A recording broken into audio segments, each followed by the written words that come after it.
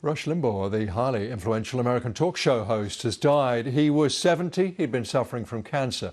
What you might call a combative conservative, he delighted in provoking his opponents with often deliberately offensive verbal onslaughts. His critics accused him of racism, sexism and homophobia and much more. He was a staunch supporter of Donald Trump, who awarded him the Presidential Medal of Freedom. What did Rush Limbaugh tell you after the election of November 3rd? What were those conversations like? Well, Rush thought we won, and so do I, by the way. I think we won substantially. And Rush thought we won, and he thought it was over at 10 o'clock, 10:30, it was over. And a lot of other people feel that way too, but Rush felt that way strongly.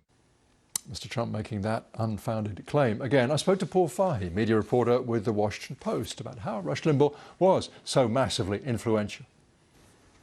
Massively influential, that's a good way to put it. There wasn't anything that happened in conservative politics in America over the last 30 years that Rush Limbaugh wasn't behind, whether it was the contract with America, whether it was any of the major candidates.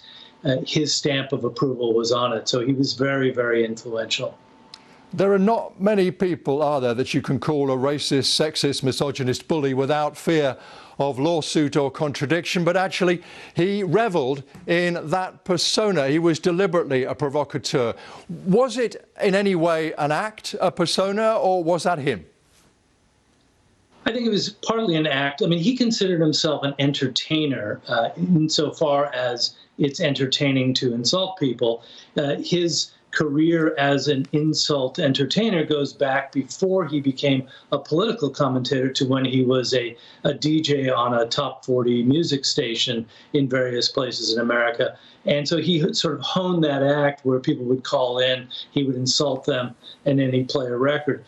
He adapted that to political speech, but the shtick seemed to be the same all along. He loved to get a rise out of people. He got lots of rises out of people, and he made a lot of people mad at him.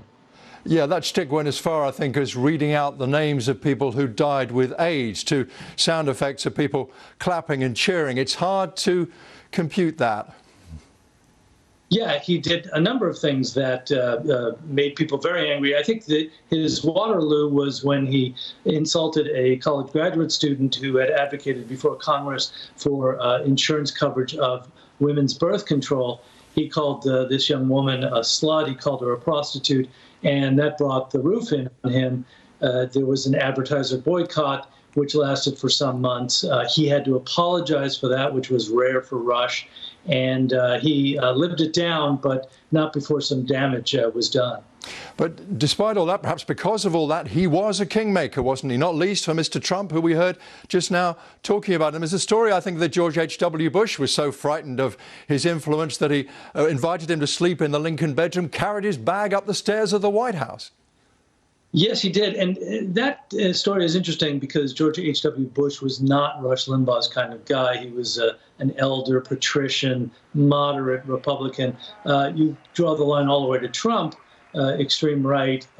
That was more in Rush's later years, where he would advocate for people like Donald Trump. Rush got behind the whole birtherism movement, too. And so eventually he really became soulmates with Trump.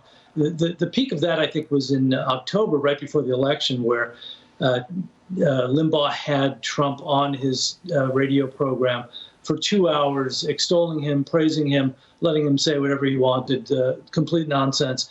But Rush was completely in the tank for Trump at the end there. And is it fair to say that he's had a lasting impact on the kind of national mood in the United States, if you can talk of such a thing?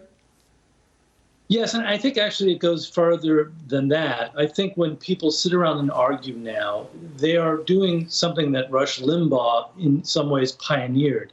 This kind of in-your-face, confrontive, provocative, take no prisoners kind of argumentation was the way Rush Limbaugh approached it. And I think he trained over the decades a whole lot of people in how to argue like that. So when you sat down to dinner with your uncle or your grandfather and he started in, it became a variation of the Rush Limbaugh program.